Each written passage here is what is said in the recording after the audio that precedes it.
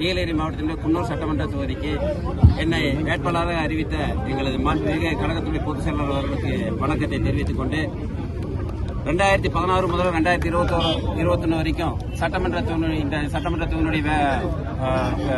தொகுதியுடைய உறுப்பினராக இருந்த அந்த காலகட்டத்தில் நிறைய பணிகளை இந்த இடத்துல செஞ்சிருக்கோம்.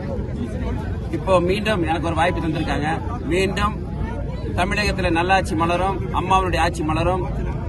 குன்னூர் சட்டமன்ற தொகுதியில மிகப்பெரிய வாக்கு வித்தியாசத்தில் வெற்றி பெறுவதில் எந்தவித ஒரு மாற்று கருத்து கிடையாது. மக்கள் மத்தியில் மிகப்பெரிய ஒரு வரவேற்பு. அனைத்து மக்களும் இன்றைய தினம் அனைத்து அண்ணா திராவிட முன்னேற்ற கழகம் வர வேண்டும் என்ற எண்ணத்தில் இருக்கின்றாங்க. நிச்சயமாக வெற்றி பெறுவோம். நிச்சயமாக தமிழகத்தில் நல்லாட்சி மலரும், அம்மாவுடைய ஆட்சி மலரும். அண்ணன் எடப்பாடியார் மீண்டும் தமிழகத்தினுடைய முதலமைச்சர் ஆவார் என்பதை இந்த நேரத்தில் தெரிவித்துக் கொள்கிறோம். தேர்தல் அறிக்கையை பற்றி இன்னைக்கு நிறைய தேர்தல் அறிக்கை நம்ம அண்ணன் எடப்பாடியார் கொடுத்திருக்காங்க.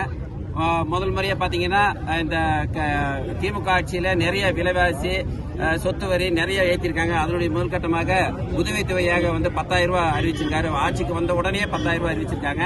அது மட்டுமல்ல, பெண்களுக்கு குலவிலக்கு திட்டப்படி ஒவ்வொரு குடும்ப அட்டைதாரருக்கும் எந்தவித இது இல்லாம 2,000 ரூபாய் தரேன்னு சொல்லியிருக்காங்க. அதே மாதிரி பெண்களுக்கு வீட்டுக்கு 3 சிலிண்டர், வருடத்திற்கு 3 சிலிண்டர் இலவசமாக தரேன் இருக்காங்க. அதே மாதிரி ஃப்ரிட்ஜ் தரேன்னு சொல்லியிருக்காங்க. அதே மாதிரி பெண்களுக்கு 5 லட்சம் பெண்களுக்கு மானியத்தோடு ஸ்கூட்டி 25,000 ரூபாய் மானியமோடு தரேன்னு சொல்லியிருக்காங்க.